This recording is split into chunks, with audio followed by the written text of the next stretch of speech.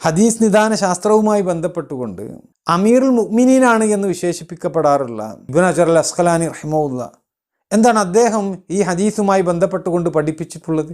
അദ്ദേഹം പഠിപ്പിച്ചിട്ടുള്ള കാര്യങ്ങൾ വസ്തുനിഷ്ഠമായിക്കൊണ്ട് കിതാബിലുള്ളത് അതേപോലെ ഉദ്ധരിച്ചുകൊണ്ട് പഠിപ്പിക്കാൻ സമസ്തയുടെ പണ്ഡിതന്മാർക്ക് ധൈര്യമുണ്ടോ?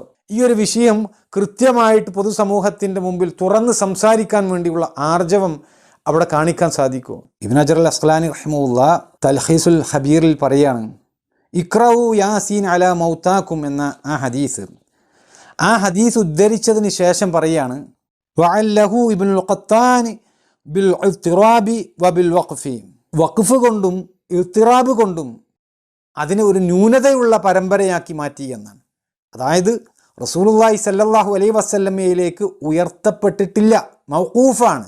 അതുപോലെ തന്നെ ഇത്തിറാബാണ്, പരസ്പര വൈരുദ്ധ്യമുള്ള ദുർബലമുള്ള ഒരു റിപ്പോർട്ടാണ്, മുത്തരിബാണ് ഈ ഒരു റിപ്പോർട്ട് എന്നാണ് ഇബ്നു ഹജർ അൽ അസ്ഖലാനി റഹിമഹുല്ലാ പറയുന്നത്. എന്നിട്ട് അദ്ദേഹം ശേഷം പറയാം, വബി ജഹാലത്തി ഹാലി അബി ഉസ്മാൻ വ അബീഹ് വ നഖല അബൂബക്കർ ഇബ്നുൽ അറബി അൻ ദാർ ഖുത്നി അന്നഹു ഖാൽ ഹാദാ ഹദീസുൻ ദഈഫുൽ ഇസ്നാദ് മജ്ഹൂലുൽ മത്ൻ വലാ യസിഹു ഫിൽ ബാബി ഹദീസ്.